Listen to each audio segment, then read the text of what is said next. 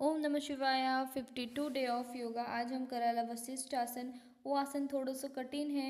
अण आसन में आप ध्यान, फोकस और संतुलन वेणो बहुत जरूरी है।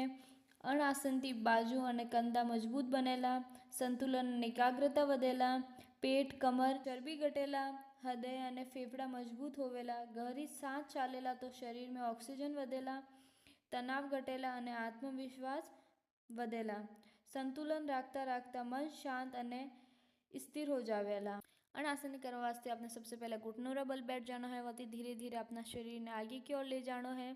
पछे प्लैंक पोज में आ जाना है। पछे प्लैंक पोज थी आपने साइड प्लैंक में आ जाना है, वती अपना एक पग ने धीरे धीरे दूसरा पग रा ऊपर लावोला ने थोड़ा सा ने ऊपर लावे ने दूसरा हाथी सांस लेता हुआ वन हाथी वन पग ने पकड़े ने ऊपर की ओर खींचोला ने कुछ समय तक स्टे करोला।